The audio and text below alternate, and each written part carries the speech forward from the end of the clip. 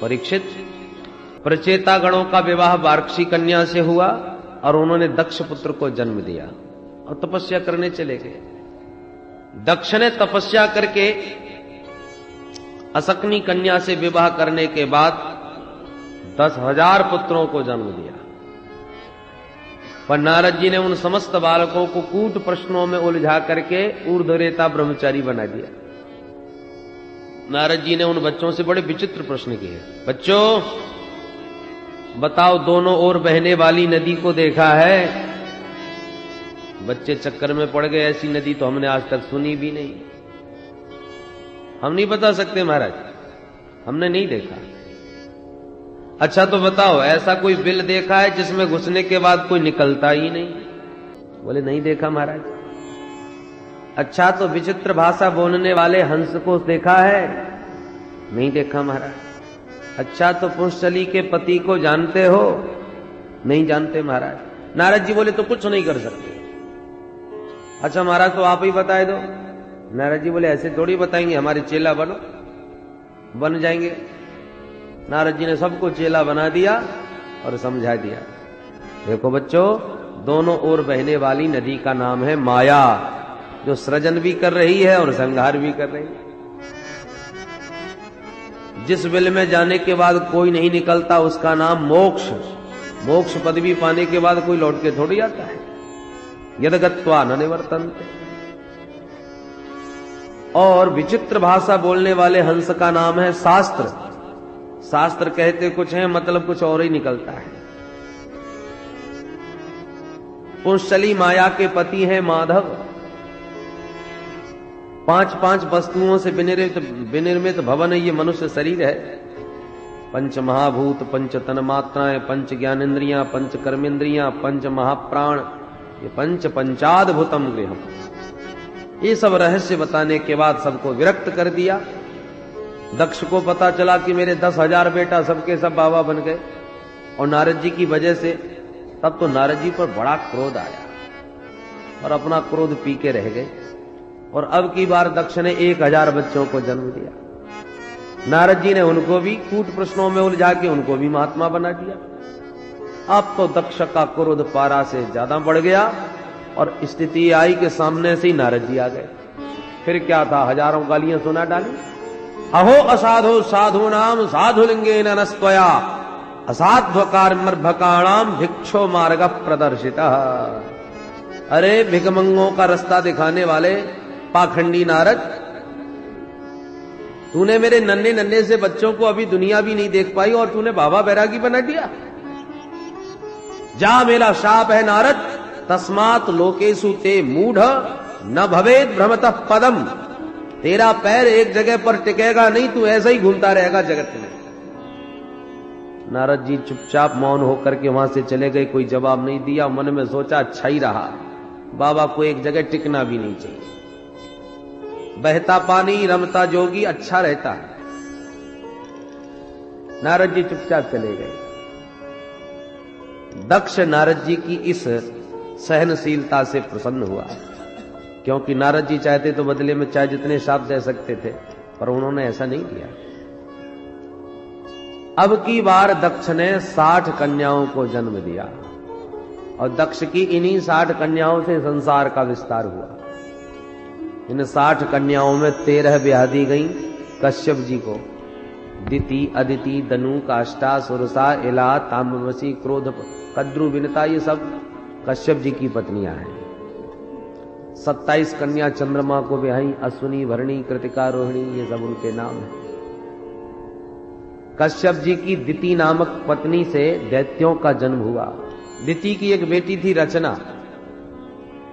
उस दिति पुत्री रचना का विवाह त्वष्टा मुनि के साथ हुआ, जिनके 2 बेटा हुए, विश्वरूप और सन्निवेश। विश्वरूप ब्रह्मज्ञानी था और इतना ब्रह्मज्ञानी अद्भुत था कि देवताओं का पुरोहित भी बना। परीक्षित जी ने पूछा, महाराज देवताओं के पुरोहित जब बृहस्पति जी हैं तो फिर भला विश्वरूप क्यों बने? बोले राजन, एक बार इंद्र अपने दरबार में नाच गाना देख रहे थे अप्सराओं का। इतने में उनके गुरुजी बृहस्पति जी आ गए तो इंद्र ने गुरुजी को देखते हुए भी अनदेखा कर दिया। उसे लगा कि स्वागत के चक्कर में नाच गाने का आनंद किरकिरा हो जाएगा। तो गुरुजी समझ गए बात चेला हमको देख के मुंह घुमा रहा है, तो नाराज होकर के अंतर्धान हो गए। अब इंद्र ने चारों तरफ बहुत ढूंढा, गुरुजी का कोई पता नहीं। ब्रह्मा जी के पास आए इंद्र, पितामह हमारे गुरुजी नाराज होकर चले गए, क्या करें? ब्रह्मा जी ने कहा एक काम करो, जब तक गुरुजी प्रसन्न न हो जाएं तब तक विश्वरूप से मार्गदर्शन प्राप्त करो। सारे देवता विश्वरूप के पास आए, प्रार्थना करी। विश्वरूप ने पहले तो मना किया, अरे भाई पौरोहित कर्म करने से ब्रह्म तेज क्षीण होता है। हम लोगों का तो एकमात्र धन है सिलोंक्ष वृत्ति, अकिंचनानाम ही धनम सिलोंक्षणम। सिलोंक्ष वृत्ति आप जानते हैं? खेतों से जब अनाज फसल काट ली जाए तो जो 2-4 दाने पड़े रहते हैं उनको बीन करके ले आना, उसको कहते हैं शिला।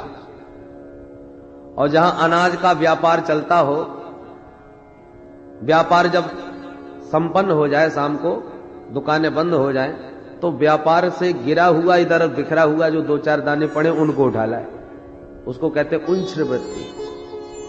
तो खेतों से शिला बीन लाना और दुकानों में बिखरे हुए अनाज के दानों को बीन लाना और उसी के द्वारा उधर भर करके अपना जीवन यापन करना, ये सबसे सर्वोत्तम पावन पवित्र वृत्ति मानी जाती है। सिलोंक्ष वृत्त्या परितुष्ट चित्ता। वीतराग महापुरुष होते हैं, वो इसी वृत्ति से ही अपनी जीविका चलाए। अकिंचनानाम ही धनम शिलोंक्षणम। अरे जीवन निर्वाह के लिए ही तो कुछ चाहिए और इतने में जीवन निर्वाह हो जाता है। ये विशुद्ध वृत्ति मानी जाती है। हमको कुछ कामनाएं हैं नहीं, इसलिए हम पुरोहित कर्म करेंगे नहीं। पर देवताओं ने ज्यादा ही अनुनय विनय करी तो फिर स्वीकार करना पड़ा। अच्छा ठीक है, विश्वरूप पुरोहित बने और इंद्र को सर्वप्रथम नारायण कवच का उपदेश दिया। ये नारायण कवच का बड़ा महत्व है। जो भी द्विजाति नारायण कवच का नित्य पाठ करे, उसके ऊपर कोई भी विघ्न बाधा, किसी भी प्रकार का तंत्र मंत्र का प्रयोग कामयाब नहीं होता। कोई उसका अहित नहीं कर सकता। एक बार कौशिक नाम के मुनि इस नारायण कवच का नित्य पाठ किया करते थे, उनका शरीर छूट गया। तो चित्ररथ नाम का गंधर्व विमान पर बैठ के जा रहा था कि विमान उसका टपक गया नीचे।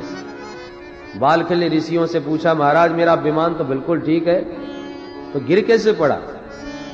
बालखिल्य ऋषियों ने कहा, इस महात्मा के नारायण कवच का पाठ करने से हड्डियों में चुंबकीय शक्ति आ गई, इसलिए जब तक इस महात्मा की अस्थियों को जल में प्रवाहित नहीं करोगे तब तक तुम्हारा विमान उड़ने वाला नहीं।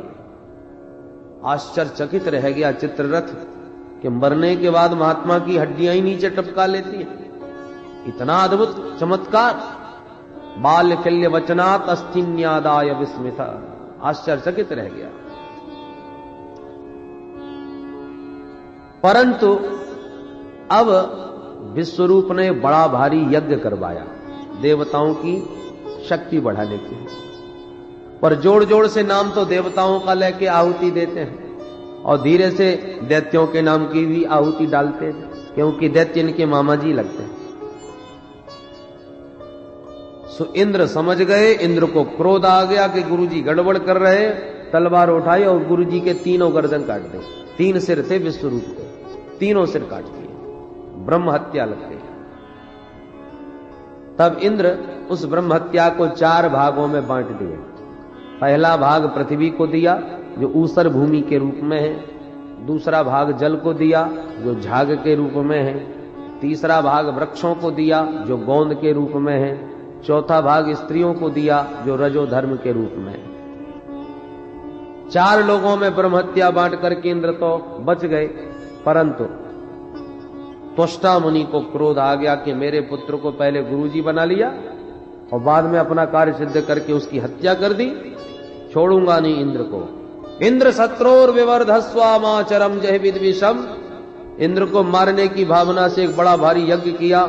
यज्ञ में थोड़ा सा मंत्र त्रुटि हो गई, जिसके फलस्वरूप उस यज्ञ कुंड से बड़ा भारी एक असुर पैदा हो गया जिसका नाम वृत्तासुर। आदेश दिया इंद्र के वध का, वृत्तासुर चल पड़ा। वृत्तासुर का भीमकाय शरीर देख करके घबरा गए सारे देवता, भागते नजर आए। भगवान की शरण में पहुंचे तो प्रभु ने कहा, भाई ये कोई उपाय है कि दधीच मुनि की हड्डियों से वज्र का निर्माण होवे तो उस वज्र से ये मरेगा। तब तो सारे देवता दधीच महात्मा की शरण में आ गए। आओ आओ भाई देवताओं, कैसे आना हुआ? दधीच जी ने स्वागत किया। देवता सब हाथ जोड़कर बोले, महाराज आप जैसे संतों का तो जीवन ही परमार्थ के लिए होता है। हम आपसे आपकी हड्डियां मांगते हैं, आपका शरीर हमें दान कर दो। दधीच मुनि खूब हंसे। अरे भाई देवताओं, तुम लोगों ने मांगते समय कुछ भी विचार नहीं किया। तुम क्या मांग रहे हो? तुम्हें होश है? अरे सबसे अधिक प्रेम होता है तो अपने शरीर से। कितना देव दुर्लभ ये मनुष्य शरीर, और तुमने ऐसे ही मांग लिया जैसे कोई बात ही ना हो। हमारा साहस कैसे हो गया मांगने का? देवताओं ने कहा, हमें भगवान विष्णु ने भेजा था। दधीच मुनि बोले, तो साक्षात विष्णु ही आके मांगते तो ही हम उन्हें भी मना कर देते। शरीर वही कोई दान करने वाली चीज होती है? देवताओं ने कहा, भगवान यदि मांगने वाला देने वाले की पीड़ा पर ध्यान देगा तो फिर मांगने की हिम्मत ही नहीं पड़ेगी। और देने वाला भी मांगने वाली की परिस्थिति पर विचार करे तो वो मना भी नहीं करेगा। दधीच मुनि प्रसन्न हो गए। अरे देवताओं, मैं तो तुमसे थोड़ा परमार्थ का उपदेश सुनना चाहता था, इसलिए मना किया। मैं जानता हूं अच्छी तरह कि ये अनित्य शरीर है, आज नहीं तो कल शरीर तो छोड़ना पड़ता है, ये मरण धर्म है। पर मेरा शरीर तुम्हारे काम आवे, उससे समाज का देश का हित हो गए, इससे बढ़िया और क्या बात होगी। यों कह के महात्मा ध्यान मग्न बैठ गए। उनके शरीर में खाद्य पदार्थ लगा दिया गया। गायों ने चाटते चाटते हड्डियों के अलावा सब कुछ चाट लिया। तब विश्वकर्मा ने सुंदर वज्र का निर्माण उन हड्डियों से किया, और वो वज्र लेकर के जैसे ही वृत्तासुर से युद्ध करने इंद्र सामने आए तो वृत्तासुर को उस वज्र में साक्षात हरि का दर्शन होने लगा। वज्र हाथ में लिए इंद्र को देख करके वृत्तासुर बोला, आज मेरा बड़ा सौभाग्य है इंद्र, जो कम से कम तू मेरे सामने आके टिका तो सही, तू भाग ही जाता है। दिष्ट्या भवान में समवस्थितो रिपुर यो ब्रह्मा गुरुहा भ्रातृहा च। तू ब्रह्म हत्यारा है, गुरु हत्यारा है, मेरे भाई का हत्यारा है। आज तुझे मार करके मैं सबका दंड तुझे दूंगा। पर वज्र की ओर देख करके बोला, प्रभो मेरी तो बस एक ही इच्छा है। अब देखिए अचानक वृत्तासुर की भावना बदल गई। वज्र में बिहारी जी नजर आने लगे। प्रत्यक्ष हरि का दर्शन करके 4 श्लोकों में बड़ी भावपूर्ण वृत्तासुर ने स्तुति करी, और इन 4 श्लोकों में धर्म अर्थ काम मोक्ष चारों पुरुषार्थ मांगे। पर वैष्णवों का धर्म क्या है? अहम हरे तव पादैक मूल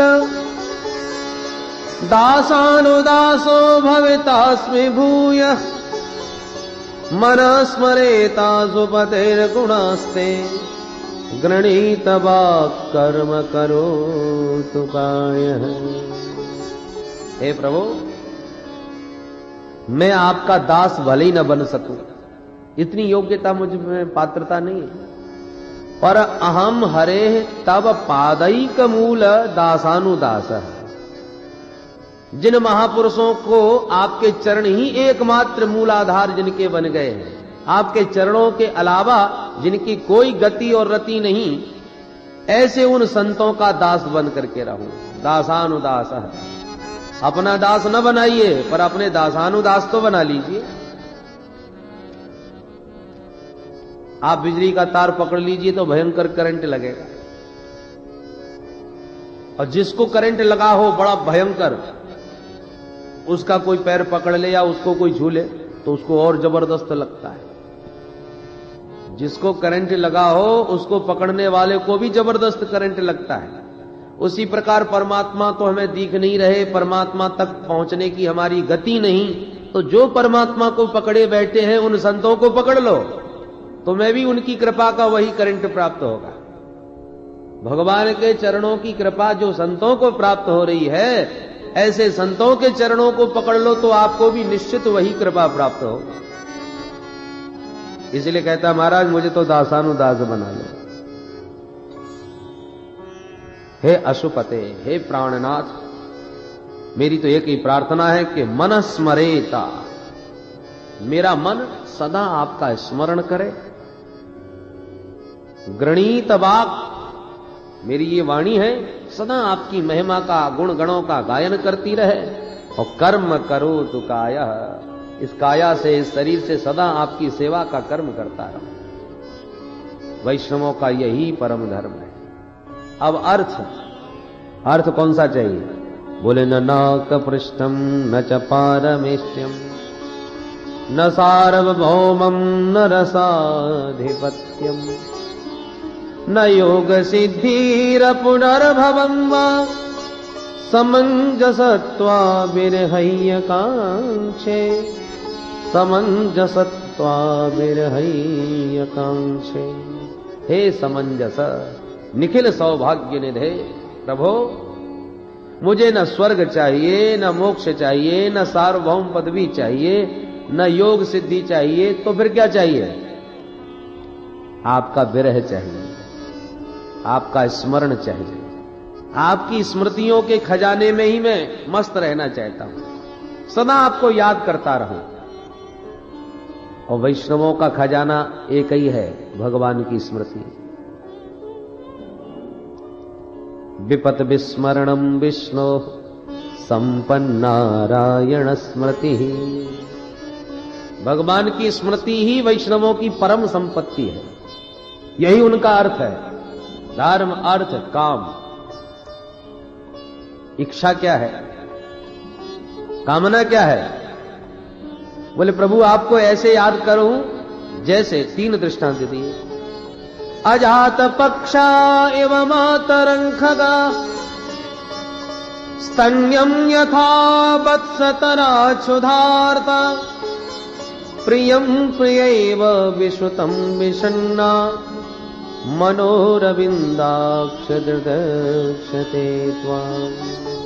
हे अरविंदाक्ष, कितने सुंदर सुंदर संबोधन कर रहा है। हे कमल नयन प्रभो, जैसे पंख रहित नन्हा सा पक्षी का बच्चा, अभी पंख निकले ही नहीं बेचारे के, अब वो घोंसले में बैठा बैठा जैसे उल्लू बिल्ली आदि के भय से अपनी मां को याद करता रहता है। चिड़िया उड़ जाए तो बच्चा अपने को असुरक्षित अनुभव करता है, डरा हुआ रहता है कि कब मेरी मां आ जाए, कब मेरी मां आ जाए। और जहां मां के आने की आहट सुनता है तो बड़ी जोर से चिल्लाने लगता है मां के आगमन पर। तो जैसे वो निरंतर अपनी मां का चिंतन करता है, ऐसे ही मैं आपका चिंतन करूं। भगवान बोले ये स्वार्थ का चिंतन है, डर लग रहा है इसलिए मां को याद कर रहा है। तो दूसरा दृष्टांत दिया, स्तन्यम यथा वत्सतरा क्षुधार्ता। वन में घास चरने के लिए गई हुई गौ माता का जैसे घर में नन्हा सा बछड़ा स्मरण करता रहता है। स्तन्यम माने जो मां के दूध पर ही निर्भर है, अभी बाहर की वस्तुओं को नहीं खाता। वह क्षुधातुर वृषभ, नन्हा सा बछड़ा, भूख में विकल, जहां सूर्यास्त होते देखा कि मां के आगमन का समय हो गया, यह जानकर के रमाने लगता है, रस्सी तोड़ने की चेष्टा करता है, छटपटाने लगता है मां से मिलने के लिए। वत्सतरा क्षुधार्ता, ऐसी मैं छटपटाऊं आपसे मिलने को। भगवान बोले यहां पर भी स्वार्थ, ये भूख का भजन हो रहा है। गौ माता आकर के जब चकाचक दूध पिला देती है, फिर वो तड़फ नहीं रह जाती बछड़े में। तब तीसरा दृष्टांत देता है, प्रियम प्रियैव विश्रुतम विषण्णा। जैसे परदेश गए हुए प्रियतम का उसकी प्रिया घर में बैठी बैठी प्रतिपल स्मरण करती है, ध्यान करती है। एक कन्या का विवाह हुआ, पढ़ी लिखी बिल्कुल नहीं, कुछ ही दिनों में उसकी अत्यंत रति अपने पति से हो गई। पर जब कुछ दिनों के बाद पति परदेश जाने लगे तो बेचारी रोने लगी, घबराने लगी। पतिदेव ने कहा, देवी चिंता न करो, मैं मात्र 10 दिन के लिए जा रहा हूं, 10 दिन बाद लौट आऊंगा। वो देवी बोली, महाराज जी 10 दिन कितने होते हैं? वो बिल्कुल भी पढ़ी लिखी नहीं। पति को लगा अब कैसे समझाऊं इसे, तो उसने दीवार पर 10 लाइन खींच दी। देखो, सवेरे उठते ही 1 लाइन मिटा दिया करो, और जिस दिन ये सारी लाइनें मिट जाएंगी उसी दिन मैं आ जाऊंगा। उस भोली वाली को ये समझ में बात आ गई। पतिदेव लाइन खींच के चले गए। अब बेचारी जगते ही सबसे पहले दौड़ के वो लाइन मिटाती है और प्रसन्न हो जाती है, इतनी लाइन कम हो गई, आज ये लाइन कम हो गई, बस अब 2 लाइन और बची हैं। तो ज्यों ज्यों लाइनें कम होती जाती हैं त्यों तो उसकी उमंग बढ़ती जाती है मिलने की। और जब 1 लाइन बची तब तो उसका धैर्य ही खोने लगा। और जिस दिन उसने अंतिम लाइन को मिटाया उस दिन तो उसका एक एक पल काटना मुश्किल हो गया। जहां आहट होती है कि भागती है दरवाजे की ओर। तो जैसे प्रतिपल उसकी एक विकलता बढ़ती जाती है अपने प्रियतम से मिलने की, ऐसे ही प्रतिक्षण प्रतिपल मैं आपसे मिलने के लिए लालायित रहूं।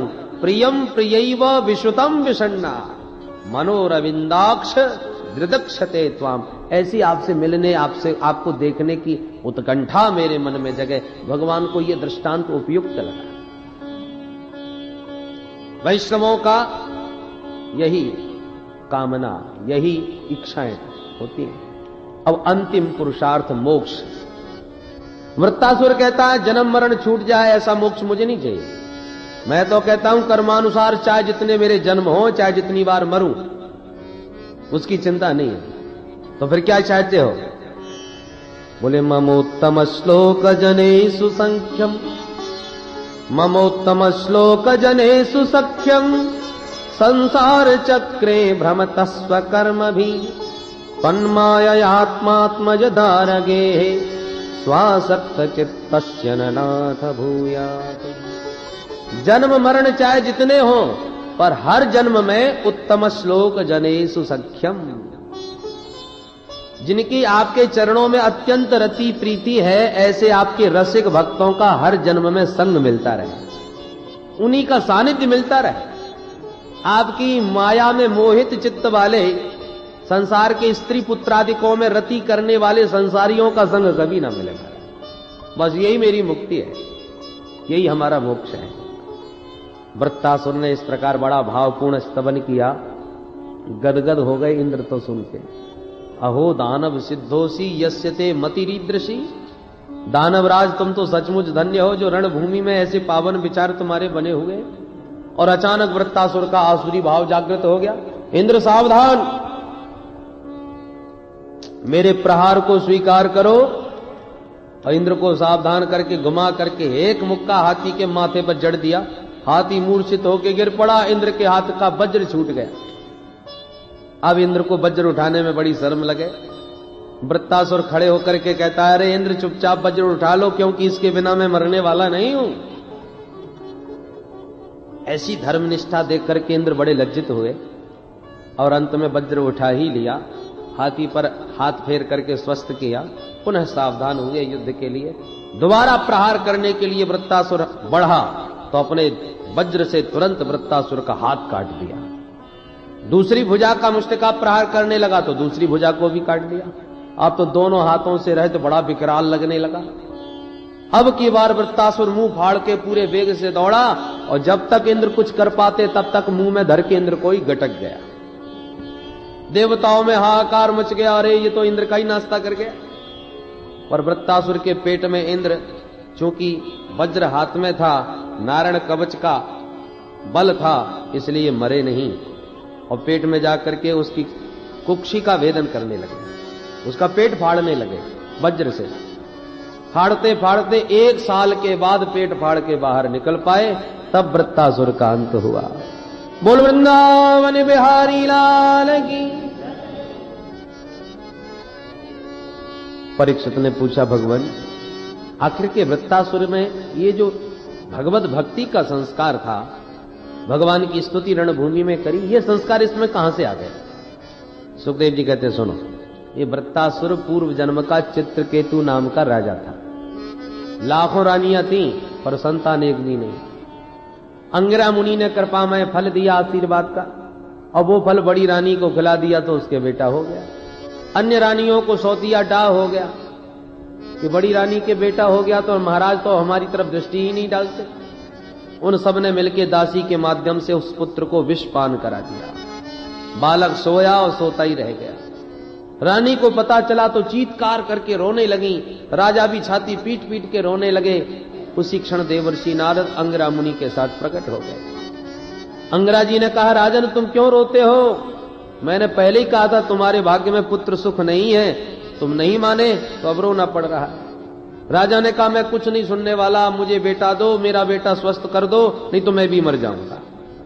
नारद जी बोले, अंगिरा जी से तुम पीछे हटो, हम इन्हें समझाते हैं। बोलो राजन क्या चाहिए? बोले हमें तो बेटा चाहिए। बोले तो ये रोना धोना बंद करो, हम अभी तुम्हारे बेटे को ठीक करते हैं। राजा तुरंत आंसू पहुंच करके बैठ गए और नारद जी ने मंत्र बल से तुरंत उस जीवात्मा का आह्वान किया जो मर के गया था। वो जीवात्मा प्रकट हो गया नारद जी के बुलाते ही। नारद जी बोले, जीवात्मन पश्य भद्रम ते मातरम पितरम चते। अरे जीवात्मा देख, तेरा कल्याण हो। ये तेरे माता पिता तेरे लिए कितने आंसू बहा रहे हैं, रो रहे हैं। अब तुम इस कलेवर में प्रविष्ट होकर के शेष आयु का भोग करो, माता पिता को सुखी करो। बेटा बेटा कह के माता पिता छाती से लगाने के लिए दौड़ पड़े उस पुत्र के प्रति, पर बालक बोल पड़ा, कस्मिन् जन्मन्मयी मह्यम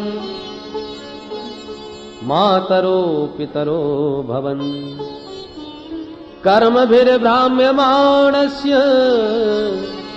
देवतिर्यंगयोनिषु। कृपा करके आप अपना परिचय तो दीजिए। चित्रकेतु बोला, बेटा नहीं पहचाना, मैं तेरा बाप, तेरा पिता। जीवात्मा बोला, किस नंबर के? क्या मतलब? तेरे कोई 10-20 मां बाप हैं क्या? बोले 10-20 नहीं, लाखों हैं। वो कैसे?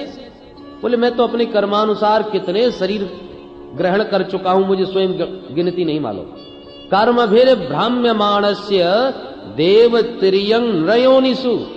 कुकर सुकर की योनि में भी गया, कुत्ता बिल्ली चूहा आदि भी बना, मानव भी बना, बड़े बड़े देवलोकों में भी गया। तो नीचे से ऊपर तक लाखों मैंने शरीर धारण किए हैं, और जब भी शरीर मिलता था तभी उस शरीर का कोई ना कोई माँ बाप मिलता था। इसलिए आप कौन से नंबर के माँ बाप हो, किस शरीर के माँ बाप हो? नारद जी बोले, राजन परिचय दो जल्दी। राजा ने कहा, बस हो गया परिचय। हम रोते रोते आंख फोड़ बैठे, और ये देखो हमसे परिचय पूछ रहा है, हमको पहचानता तक नहीं। अब मैं समझ गया ये सब नकली संबंध है, शरीर के साथ बनते हैं और शरीर के साथ छूट जाते हैं। अब तो मैं शाश्वत अपना संबंध प्राप्त करना चाहता हूं, जो सचमुच का कभी हमसे अलग नहीं हो सकता। वो नित्य संबंधी कौन है? तब नारद जी ने उपदेश दिया, और चित्रकेतु ने संकर्षण भगवान की उपासना करी। अंत में विद्याधर लोक को प्राप्त कर लिया। विद्याधर बन करके विमान में बैठ करके विचरण करता हुआ एक बार कैलाश पर्वत पहुंच गया। वहां जाके क्या देखा कि भोलेनाथ शंकर भवानी को अपने अंक में गोद में बैठा करके ब्रह्म ज्ञान का उपदेश दे रहे हैं संतों को। चित्रकेतु चक्कर में पड़ गया और सबके बीच में आकर के भगवान भोलेनाथ को उल्टा सीधा बोलने लगा। ये धर्माचार्य बने फिरते, इनको शर्म भी नहीं आती, समझ में कैसा बैठा जाता है।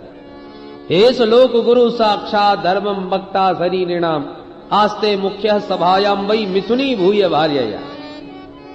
तमाम अनर्गल प्राप्त करने लगा। भोलेनाथ तो हंस के रह गए, कुछ नहीं बोले, पर भवानी को बड़ा क्रोध आ गया। ए मूर्ख, तू ये शिष्टाचार हमको सिखाने कहां से आ गया? हमारे ऊपर तूने पाप दृष्टि डाली है पापी। अतः पापी असीम यौनिम आसुरीम या हे दुर्मते। इसलिए हे दुर्मति, जा तू पापमती असुर हो जा। तब चरणों में गिर के भवानी को प्रणाम किया। प्रतिगृहणामि ते शापम। मातेश्वरी, आपका शाप मुझे स्वीकार है। मैं इसलिए हाथ नहीं जोड़ रहा कि आप मुझे शाप मुक्त कर दीजिए, आपका शाप मुझे स्वीकार है। प्रार्थना इसलिए कर रहा हूं कि आप जगन माता हो, आपको मेरे व्यवहार से कष्ट हुआ, इसका मुझे बड़ा कष्ट है। मैंने वही वाक्य कहा वही बात कही जो प्राकृत दृष्टि से अनुचित थी, क्योंकि हम प्राकृत प्राणी हैं। मुझे जो अनुचित लगा वो मैंने कह दिया, पर मेरी वाणी से आपको कष्ट पहुंचा इसलिए क्षमा चाहता हूं। पार्वती जी इसके स्वभाव से प्रसन्न हो गई और बोली, भैया मेरा शाप तो मिथ्या हो नहीं सकता, तू असुर जरूर बनेगा, पर भगवत भक्ति असुर देह में भी बनी रहेगी, ये मेरा आशीर्वाद है। वही चित्रकेतु माता भवानी के शाप, वही चित्रकेतु भवानी के शाप से वृत्तासुर बना, और इसलिए इसने भगवान की रणभूमि में भी दिव्य स्तुति करी और आज वज्र के द्वारा इसका उद्धार हो गया। बोल भक्त वत्सल भगवान की। दिति के 49 बेटे ऐसे भी हुए जो देवताओं में गिने गए। ये वायु के ही विविध रूप हैं। पुंसवन व्रत के प्रभाव से मां के गर्भ में इनके 49 टुकड़े होने पर भी ये बालक मरे नहीं, और अंत में देवताओं के बांधव बन के देवताओं में इनकी गणना हुई। हरि प्रेरित तहि अवसर चले मरुत 49। ये वही मरुदगण हैं जो दिति पुत्र होकर के भी देवताओं में गिने जाते हैं। पुंसवन व्रत की क्या विधि है ये अंतिम अध्याय में विस्तार से बतलाई, और इसके साथ ही 6वां स्कंद संपन्न। बोल वृंदावन बिहारी लाल की।